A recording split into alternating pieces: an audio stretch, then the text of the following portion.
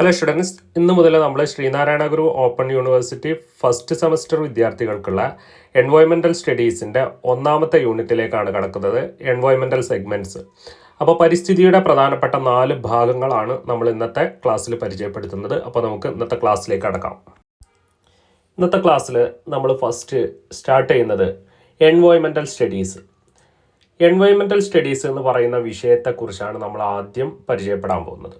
അപ്പോൾ environmental studies എന്ന് പറയുന്നത് അതൊരു പഠനശാഖയാണ്. അതിൻ്റെ പ്രത്യേകത അത് പരിസ്ഥിതിയെക്കുറിച്ചും പരിസ്ഥിതിയുടെ പ്രവർത്തനത്തെക്കുറിച്ചൊക്കെ പഠിക്കുന്ന ഒരു ശാസ്ത്രത്തിൻ്റെ പേരാണ്, ഒരു സയൻസിൻ്റെ പേരാണ് എൻവയോൺമെൻറ്റൽ സ്റ്റഡീസ് എന്നെന്ത് ചെയ്യുക നമ്മൾ മനസ്സിലാക്കി വെക്കുക.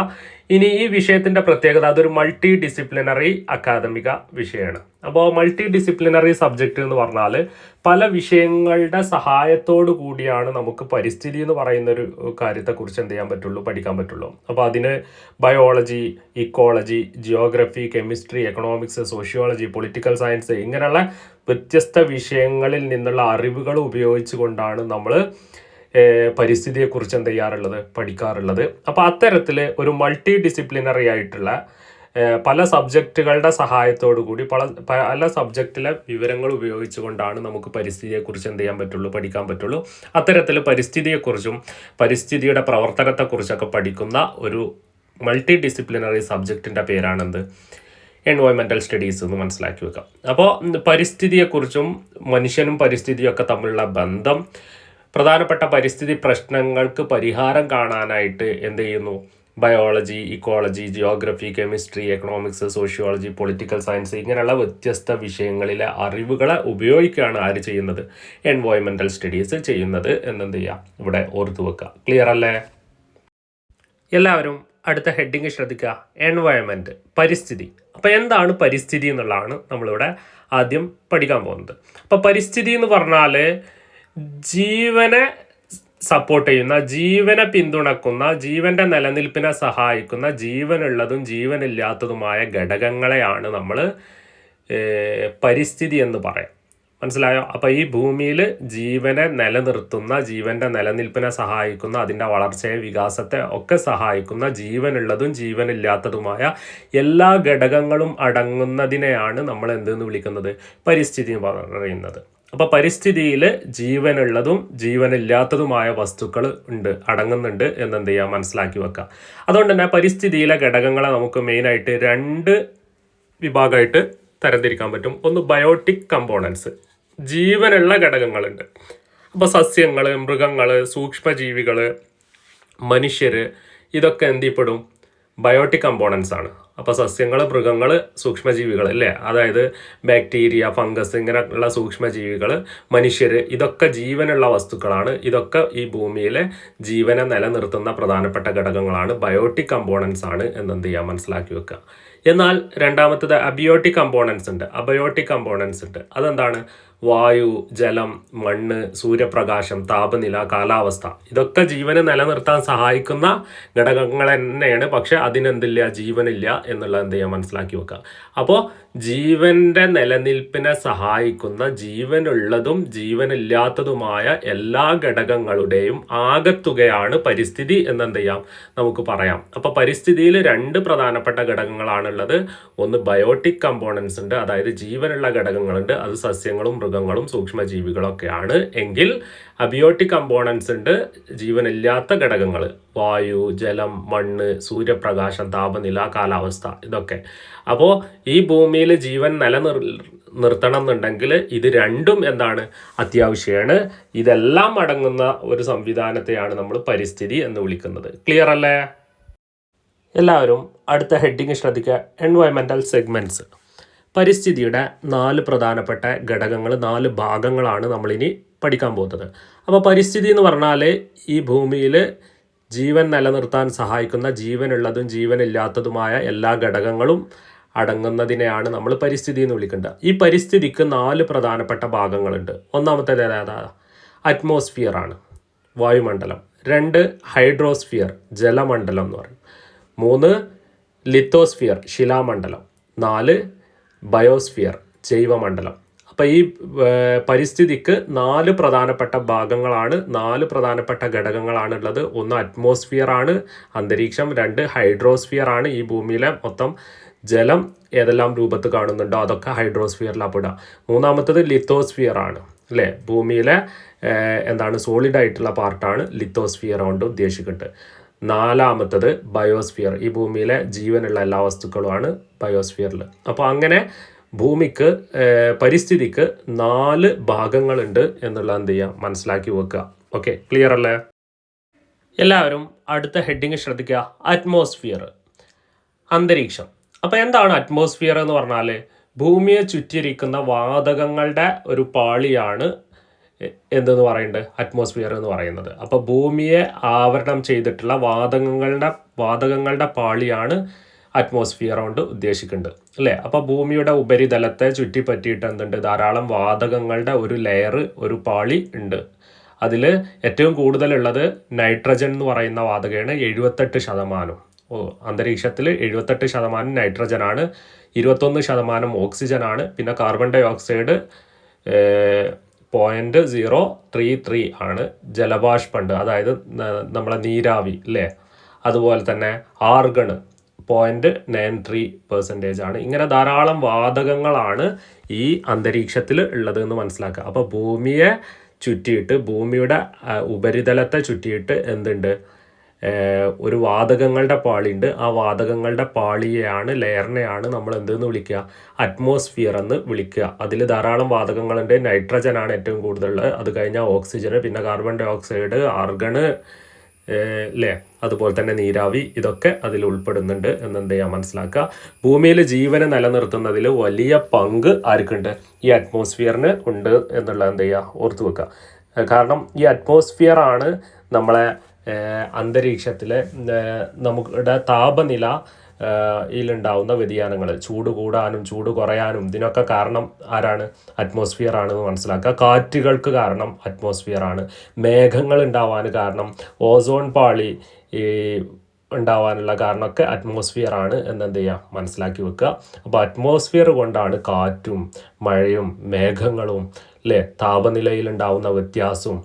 അപ്പോൾ ഇതിനൊക്കെ ഉത്തരവാദിത്തന്മാർക്കാണ്, അറ്റ്മോസ്ഫിയറിനാണ് എന്നുള്ളത് എന്ത് ചെയ്യുക, പ്രത്യേകം മനസ്സിലാക്കി വെക്കുക. ക്ലിയർ അല്ലേ? എല്ലാവരും അടുത്ത ഹെഡിങ് ശ്രദ്ധിക്കുക. Layers of atmosphere.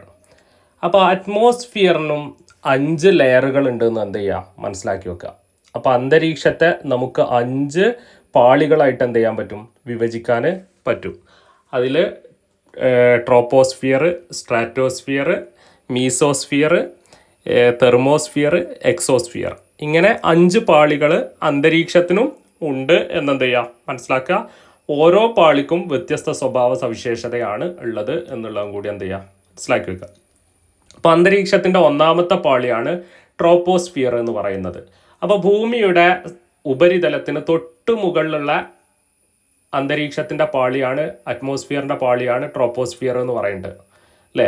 അന്തരീക്ഷത്തിൻ്റെ മൊത്തം അന്തരീക്ഷം എടുത്ത് നോക്കുക, അതിൻ്റെ 70% ഏതാ വരിക, ട്രോപ്പോസ്ഫിയർ ആണ് എന്നെന്ത് ചെയ്യുക, ഇവിടെ പ്രത്യേകം മനസ്സിലാക്കി വെക്കുക.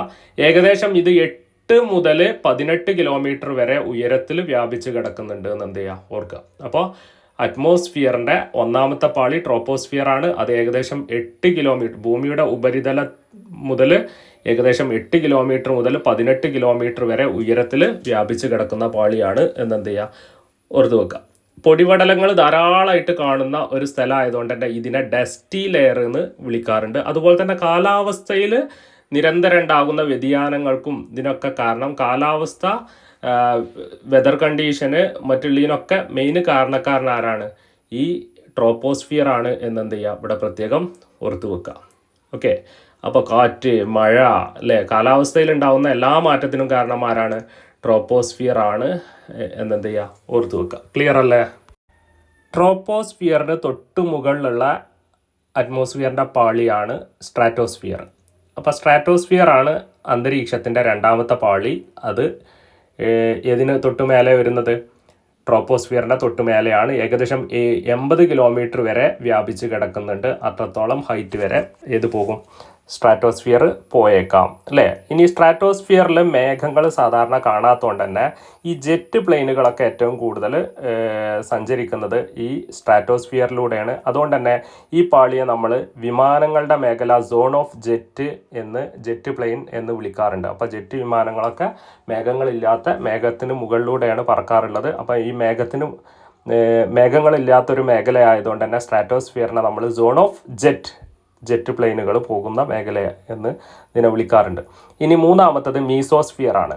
മീസോസ്ഫിയർ എന്ന് പറയുന്നത് സ്ട്രാറ്റോസ്ഫിയറിൻ്റെ മുകളിലായിട്ട് ഏകദേശം 80 കിലോമീറ്റർ വരെ വ്യാപിച്ച് കിടക്കുന്ന മൂന്നാമത്തെ പാളിയാണ്. അപ്പോൾ അറ്റ്മോസ്ഫിയറിൻ്റെ മൂന്നാമത്തെ പാളിയാണ്. സ്ട്രാറ്റോസ്ഫിയറിൻ്റെ തൊട്ട് മുകളിലാണ്. സ്ട്രാറ്റോസ്ഫിയറിൽ നിന്നും ഏകദേശം 80 കിലോമീറ്റർ മുകളിൽ വരെ പോകും, ഈ മീസോസ്ഫിയർ പോകും. ഉയരം കൂടുന്നതിനനുസരിച്ച് താപനില ക്രമാതീതമായിട്ട് കുറയാണ് ഈ മേഖലയിൽ ചെയ്യുക. അതായത് ചൂട് കുറഞ്ഞു വരും. ഉയരം കൂടുന്നതിനനുസരിച്ച് ചൂട് കുറഞ്ഞു വരും. ഏകദേശം -100 ഡിഗ്രി സെൽഷ്യസ് വരെ എത്തും. അത്രത്തോളം തണുപ്പുള്ള മേഖലയാണ്. ഈ മേഖലയിൽ വായുമർദ്ദം വളരെ കുറവാണ്. വളരെ തണുപ്പുള്ളൊരു മേഖലയായിട്ടാണ് നമ്മൾ മീസോസ്ഫിയറിനെ കാണേണ്ടത്. ഓക്കെ, അപ്പോൾ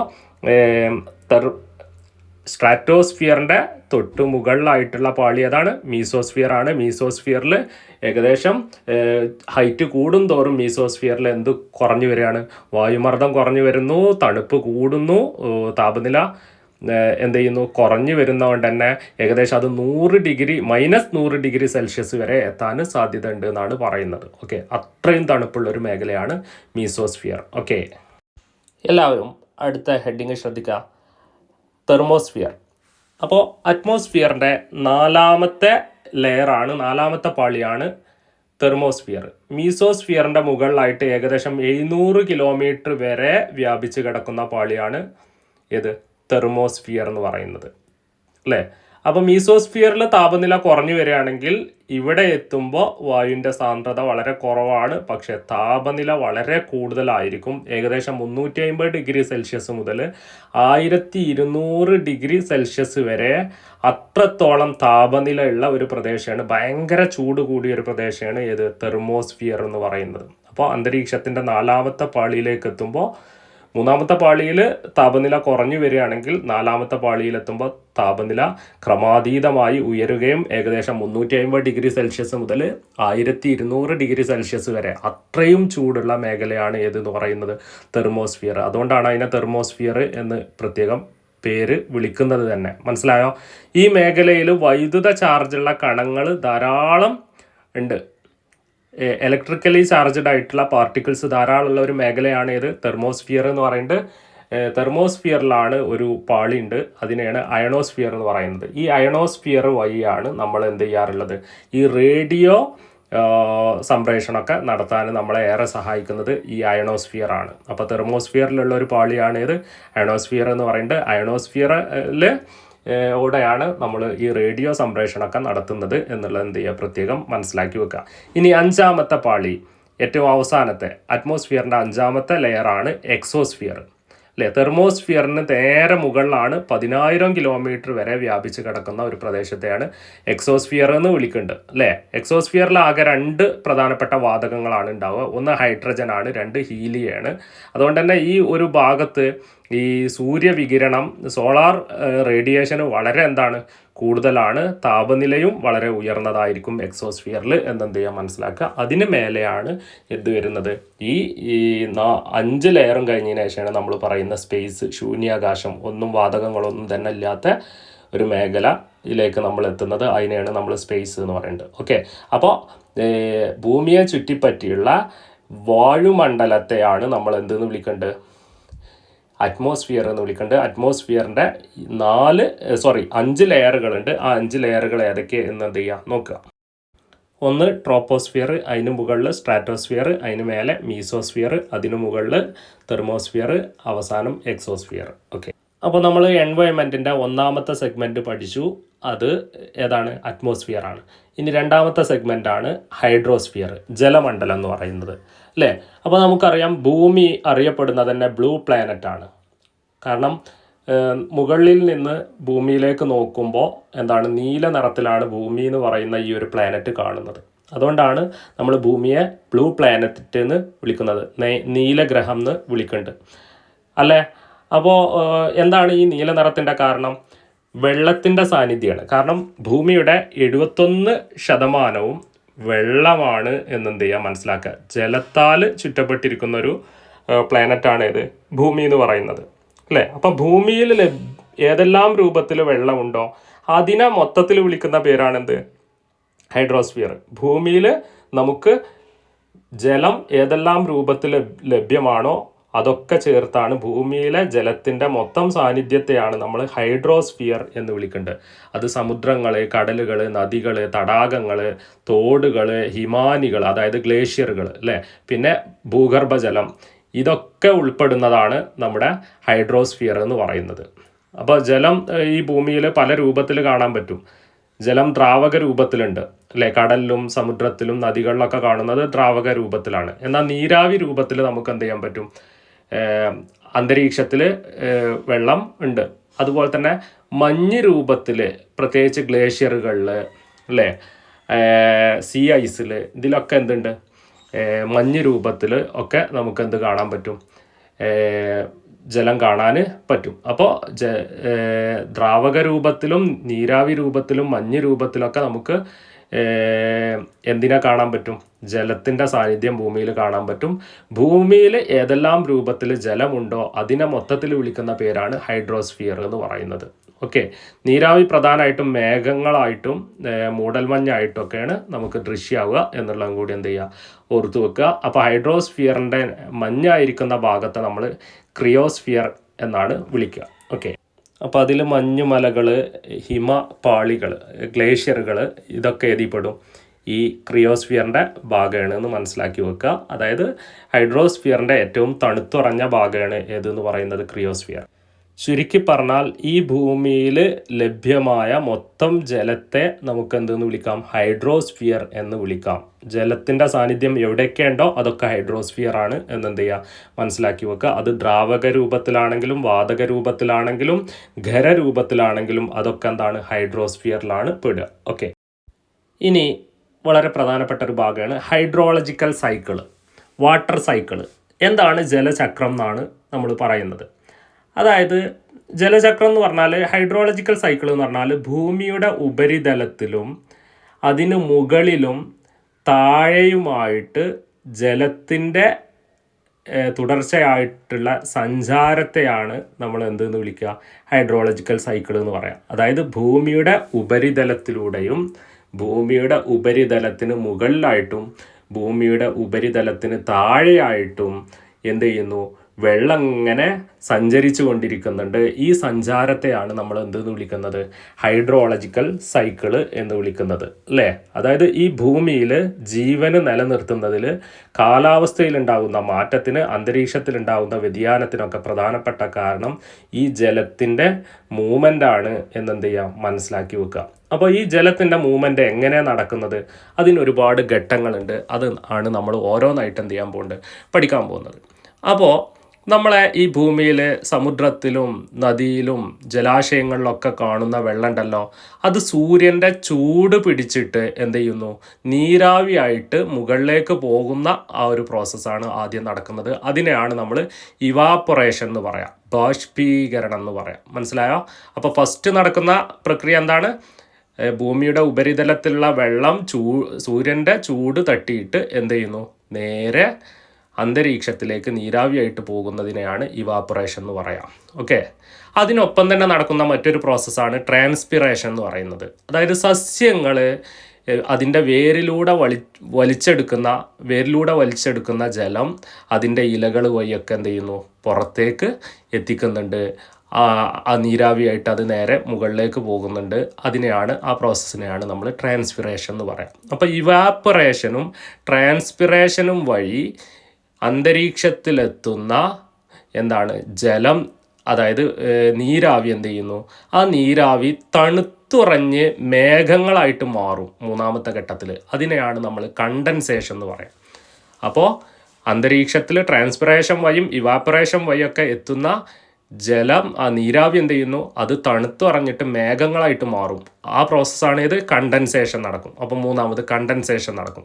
ഈ കണ്ടൻസേഷൻ വഴി ഈ എന്ത് ചെയ്യുന്നു, മേഘങ്ങളായിട്ട് ഇങ്ങനെ ഇത്. അപ്പം മേഘത്തിൽ ഒരുപാട് ജലത്തുള്ളികൾ ഉണ്ടാവും അല്ലേ.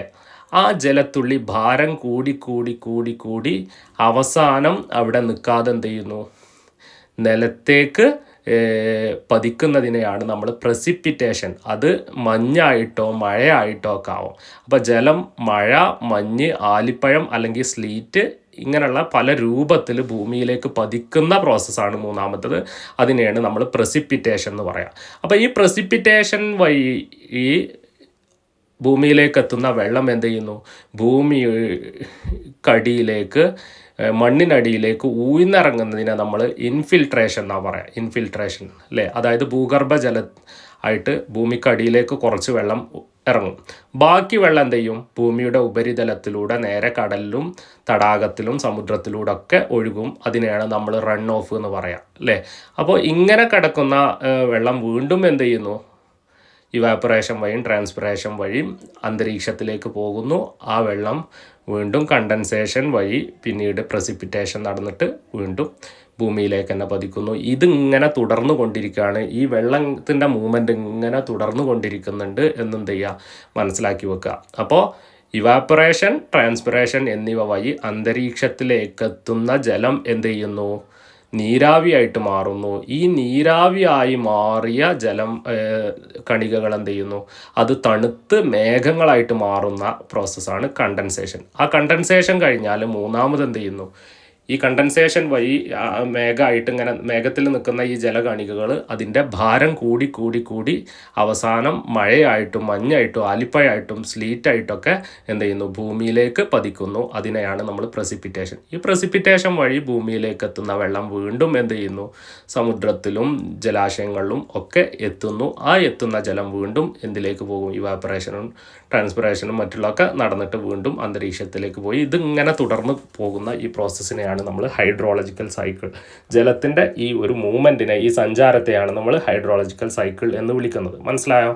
ഇനി നമ്മൾ എൻവയോൺമെൻറ്റിൻ്റെ മൂന്നാമത്തെ സെഗ്മെൻറ്റിലേക്കാണ് കടക്കുന്നത്. അതാണ് ലിത്തോസ്ഫിയർ, ശിലാമണ്ഡലം എന്ന് പറയുന്നത് അല്ലേ. ലിത്തോസ്ഫിയർ എന്ന് പറയുന്നത് ഭൂമിയുടെ ഖരരൂപത്തിലുള്ള പുറംഭാഗമാണ് അല്ലേ. അപ്പോൾ ഭൂമിയുടെ സോളിഡ് പാർട്ടാണ്, ഖരരൂപത്തിലുള്ള പുറംഭാഗത്തെയാണ് നമ്മൾ ലിത്തോസ്ഫിയർ എന്ന് പറയാം. അതിൽ പാറകളും നേർത്ത മണ്ണിൻ്റെ പാളികളുമാണ് എന്തിലുള്ളത്, ലിത്തോസ്ഫിയറിലുള്ളത്. അപ്പോൾ നമുക്ക് ഭൂമിയെ 3 പ്രധാനപ്പെട്ട പാളികളായിട്ട് തിരിക്കാൻ പറ്റും. ഭൂമിയുടെ ഏറ്റവും മുകളിലുള്ള പുറം തോടിനെ നമ്മൾ വിളിക്കുന്ന പേരാണ് ക്രസ്റ്റ്, ഭൂവൽക്കം എന്ന് പറയും. അതിന് തൊട്ട് താഴെയുള്ള പാളിയാണ് മാൻഡിൽ അല്ലേ. മാൻഡിലിനും താഴെ കോറ് എന്ന് പറയുന്ന ഒരു ഭാഗമുണ്ട്. അപ്പോൾ ഭൂമിക്ക് 3 പ്രധാനപ്പെട്ട, അതിനെ വീണ്ടും നമുക്ക് പലതായിട്ട് തിരിക്കാൻ പറ്റും, പക്ഷേ 3 ഭാഗമുണ്ട് എന്ന് മനസ്സിലാക്കുക. ഒന്ന് ക്രസ്റ്റ്, ഭൂവൽക്കം, 2 മാൻഡിലാണ്. അതിനിടയിൽ മാൻഡിലിനും താഴെയാണ് കോറ് അല്ലേ. കോറ് തന്നെ ഇന്നർ കോറും ഔട്ടർ കോറും ഒക്കെ ഉണ്ട്, അതൊക്കെ പിന്നീട് പഠിക്കാം. ഇപ്പം നിങ്ങൾ മനസ്സിലാക്കുക, ഇങ്ങനെ 3 ഭാഗമുണ്ട്. അപ്പോൾ ഭൂമിയുടെ ഈ പുറം തോടും മാൻഡിലിൻ്റെ ഏറ്റവും മുകളിലുള്ള ഭാഗം അടങ്ങുന്നതാണ് എന്തെന്ന് പറയുന്നത്, ലിത്തോസ്ഫിയർ എന്ന് പറയുന്നത്. അതായത് പാറയും നേർത്ത മണ്ണിൻ്റെ പാളികളുമാണ് എന്തിലുള്ളത്, ലിത്തോസ്ഫിയറിൽ ഉള്ളത്. ഇതാണ് എൻവയോൺമെൻറ്റിൻ്റെ മൂന്നാമത്തെ സെഗ്മെൻറ്റ്. അപ്പോൾ ലിത്തോസ്ഫിയറിൽ എന്തൊക്കെ പെടും, ഒന്ന് ക്രസ്റ്റ് പെടും, ഭൂമിയുടെ ക്രസ്റ്റ്, ഭൂവൽക്കം പെടും. അതുപോലെ തന്നെ മാൻഡിലിൻ്റെ ഏറ്റവും മുകളിലുള്ള അപ്പർ മോസ്റ്റ് പാർട്ട് ഓഫ് മാൻഡിലിൻ്റെ ഏറ്റവും മേലുള്ള ഭാഗവും ക്രസ്റ്റും കൂടി അടങ്ങുന്നതാണ് ഏതെന്ന് പറയുന്നത്, ലിത്തോസ്ഫിയർ എന്ന് പറയുന്നത്. ലിത്തോസ്ഫിയർ ഭൂമിയിലെ ഏറ്റവും തണുത്ത പാളിയായിട്ടാണ് നമ്മൾ കാണേണ്ടത്. അപ്പോൾ ലിത്തോസ്ഫിയർ എൻവയോൺമെൻറ്റിൻ്റെ എത്രാമത്തെ സെഗ്മെൻറ്റാണ്, മൂന്നാമത്തെ സെഗ്മെൻറ്റാണ്, മൂന്നാമത്തെ പാർട്ടാണ് എന്നെന്ത് ചെയ്യാം, മനസ്സിലാക്കി വെക്കുക. ഇനി നമ്മൾ പഠിക്കാൻ പോകുന്നത് എൻവയോൺമെൻറ്റിൻ്റെ 4ാമത്തെ സെഗ്മെൻറ്റാണ് ബയോസ്ഫിയർ. അപ്പോൾ ബയോസ്ഫിയർ ജീവമണ്ഡലം എന്ന് പറയും. ഭൂമിയുടെ ജീവൻ്റെ മേഖലയാണ് നമ്മൾ ബയോസ്ഫിയർ എന്ന് പറയാം. അപ്പോൾ ഈ ഭൂമിയിലെ ജീവനുള്ള എല്ലാ വസ്തുക്കളും അവയുടെ ചുറ്റുപാടും ഒക്കെ അടങ്ങുന്നതാണ് ഏതെന്ന് പറയുന്നത്, ബയോസ്ഫിയർ എന്ന് പറയുന്നത്. അപ്പോൾ ജീവനുള്ള എല്ലാ ജീവികളും, സസ്യങ്ങളാകട്ടെ ജന്തുക്കളാകട്ടെ മൃഗങ്ങൾ, സൂക്ഷ്മജീവികൾ, ഇതെല്ലാം അടങ്ങുന്നതാണ് ഏതെന്ന് പറയുന്നത്, ബയോസ്ഫിയർ എന്ന് പറയുന്നത്. അപ്പോൾ ഈ ബയോസ്ഫിയറിനെ നമുക്ക് 3 പ്രധാനപ്പെട്ട വിഭാഗമായിട്ട് തിരിക്കാൻ പറ്റും. ഒന്ന് പ്രൊഡ്യൂസേഴ്സ് ഉണ്ട്, ഉൽപാദകരുണ്ട്. അപ്പോൾ ഭക്ഷണം നിർമ്മിക്കുന്ന, ഓക്സിജന് പുറത്ത് വിടുകയും ചെയ്യുന്ന ഹരിത സസ്യങ്ങളാണ് മെയിനായിട്ട് പ്രൊഡ്യൂസേഴ്സ് എന്നുള്ള കാറ്റഗറിയിൽ വിടുന്നത്. അത് ജീവനുള്ള സാധനമാണ് അല്ലേ. അപ്പോൾ എല്ലാ സസ്യങ്ങളും എന്താണ്, പ്രൊഡ്യൂസേഴ്സാണ്, ഭക്ഷണം ഉണ്ടാക്കുന്നുണ്ട്, അതിനൊപ്പം ഓക്സിജന് പുറത്തു വിടുന്നുണ്ട് എന്നുള്ളതാണ് അതിൻ്റെ പ്രത്യേകത. എന്നാൽ രണ്ടാമത്തെ കൺസ്യൂമേഴ്സാണ്. ഈ സസ്യങ്ങളെയും മറ്റു മൃഗങ്ങളെയും ഭക്ഷിക്കുന്ന ജീവികളെയാണ് നമ്മൾ, മനുഷ്യനടക്കമുള്ള ജീവികളാണ് ഏത്, കൺസ്യൂമേഴ്സ് എന്ന് പറയുന്നത്. മനുഷ്യന്, സിംഹം അല്ലേ, ഇതൊക്കെ എന്താണ്, കൺസ്യൂമേഴ്സ് ആണെന്ന് മനസ്സിലാക്കുക. ഹരിത സസ്യങ്ങളൊക്കെ ഏതാണ്, പ്രൊഡ്യൂസേഴ്സാണ് എന്നെന്ത് ചെയ്യുക, ഓർത്തു വെക്കുക. ഇനി ഈ ജീവനുള്ള ജീവികൾ എന്തായി നശിച്ചു കഴിഞ്ഞാൽ അതിനെ സംസ്കരിക്കാൻ സഹായിക്കുന്ന മൂന്നാമത്തെ വിഭാഗമുണ്ട്, അതാണ് ഡീകമ്പോസേഴ്സ്. മരിച്ച ജീവികളുടെയും ജൈവമാലിന്യങ്ങളെയും വിഘടിപ്പിച്ച് പോഷകങ്ങൾ പുനഃക്രമീകരണം ചെയ്യുന്ന ബാക്ടീരിയകളും ഫംഗസുകളും ആണ് ഏതിപ്പെടുക, ഈ ഡീകമ്പോസേഴ്സ് എന്ന് പറയുന്നത്. അപ്പോൾ ഭൂമിയിലെ ജീവനുള്ള എല്ലാ ജീവികളും അടങ്ങുന്ന ജീവൻ്റെ മേഖലയാണ് നമ്മൾ എന്തെന്ന് പറയാം, ബയോസ്ഫിയർ എന്ന് പറയാം. ബയോസ്ഫിയറിൽ 3 തരം ജീവികളെ കാണാൻ പറ്റും.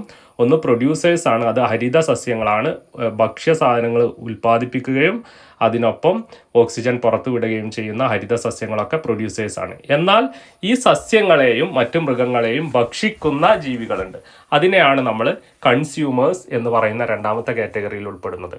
ഇനി ഈ ജീവനുള്ള ജീവികൾ മരിച്ചു കഴിഞ്ഞാൽ, നശിച്ചു കഴിഞ്ഞാൽ ഈ ജീവനുള്ള ജീവികളുടെയും ജൈവമാലിന്യങ്ങളെയൊക്കെ വിഘടിപ്പിക്കുന്ന, അത് സംസ്കരിക്കാൻ സഹായിക്കുന്ന ബാക്ടീരിയകളും ഫംഗസുകളും ഇങ്ങനെയുള്ള സൂക്ഷ്മജീവികളെയാണ് നമ്മൾ, മൈക്രോ ഓർഗാനിസത്തെയാണ് നമ്മൾ എന്തെന്ന് വിളിക്കുക, ബയോസ്ഫിയർ എന്ന്, ഡീകമ്പോസേഴ്സ് എന്ന് വിളിക്കുക. അപ്പോൾ പ്രൊഡ്യൂസേഴ്സ് ഉണ്ട്, കൺസ്യൂമേഴ്സ് ഉണ്ട്, ഡീകമ്പോസേഴ്സ് ഉണ്ട് എന്നുള്ളത് ഇവിടെ പ്രത്യേകം എന്ത് ചെയ്യുക, ഓർത്തു വെക്കുക. ക്ലിയർ ആണല്ലോ? എല്ലാവരും അടുത്ത ഹെഡിങ് ശ്രദ്ധിക്കുക, വെതർ ആൻഡ് ക്ലൈമറ്റ്. അപ്പോൾ വെതറും ക്ലൈമറ്റും തമ്മിലുള്ള വ്യത്യാസമാണ് നമ്മളിനി പഠിക്കാൻ പോകുന്നത്. അപ്പോൾ എന്താണ് വെതർ എന്ന് പറയുന്നത്? ഒരു ചെറിയ പ്രദേശത്ത് ഒരു ചെറിയ കാലയളവിലുള്ള അന്തരീക്ഷ സ്ഥിതിയെയാണ് നമ്മൾ വെതർ എന്ന് വിളിക്കുക. അപ്പോൾ ഒരു ചെറിയൊരു പ്രദേശത്ത് ഒരു ദിവസം അല്ലെങ്കിൽ ഒരു ചെറിയ കാലയളവിൽ ഉണ്ടാകുന്ന അന്തരീക്ഷ സ്ഥിതിക്കാണ് നമ്മൾ വെതർ എന്ന് പറയാം. അപ്പോൾ ഇന്ന് നല്ല സൂര്യപ്രകാശമുള്ള ദിവസമാണ് അല്ലെങ്കിൽ ഇന്ന് നല്ല മഴയുള്ള ദിവസമാണ് എന്ന് പറയുമ്പോൾ അതൊരു പ്രത്യേക സ്ഥലത്ത് നല്ല മഴ കിട്ടുന്ന ദിവസമാണ് എന്നാണ് അതിൻ്റെ അർത്ഥം അല്ലേ. അപ്പോൾ അതെന്താണ്, വെതർ കണ്ടീഷനാണ് അവിടെ പറയുന്നത്. മനസ്സിലായ? ഒരു ചെറിയൊരു പ്രദേശത്ത് കുറഞ്ഞ സമയത്തേക്ക് ഉള്ള അന്തരീക്ഷ സ്ഥിതിയാണ് എന്തെന്ന് പറയുന്നത്, വെതർ എന്ന് പറയുന്നത്. ഇന്ന് നല്ല സൂര്യപ്രകാശമുള്ള ദിവസമാണ് എന്ന് പറയുമ്പോൾ അതെന്താണ്, ഒരു വെതർ കണ്ടീഷനാണ് എന്നെന്ത് ചെയ്യാം, മനസ്സിലാക്കുക. ഇനി ഈ വെതർ കണ്ടീഷൻ്റെ പ്രത്യേകത എന്താണ്? അത് വളരെ പെട്ടെന്ന് മാറും. വെതർ പെട്ടെന്ന് മാറിക്കൊണ്ടിരിക്കും. ഇന്നുള്ള വെതർ ആവില്ല നാളെ ഉണ്ടാവുക. ഇന്ന് നല്ല മഴയുള്ള ദിവസമാവാം, പക്ഷെ നാളെ നല്ല വെയിലുള്ള ദിവസമാവാം. മനസ്സിലായോ? അപ്പോൾ എന്താണ് അവിടെ നമ്മൾ മനസ്സിലാക്കുക, ഈ ദിനാന്തരീക്ഷ സ്ഥിതി എന്ന് പറയുന്നത്, വെതർ കണ്ടീഷൻ എന്ന് പറയുന്നത് ചെറിയൊരു പ്രദേശത്ത് ആയിരിക്കും അത് കണക്കാക്കുക. അതുപോലെ തന്നെ അത് ചെറിയൊരു കാലയളവിലേക്കുള്ള ആവും. അതുകൊണ്ട് തന്നെ അത് വളരെ പെട്ടെന്ന് എന്ത് ചെയ്യും, മാറിക്കൊണ്ടിരിക്കും. ഇന്നുള്ള വെതർ കണ്ടീഷൻ ആവില്ല നാളെ, നാളെ ഉള്ളതാവില്ല മറ്റന്നാൾ അല്ലേ.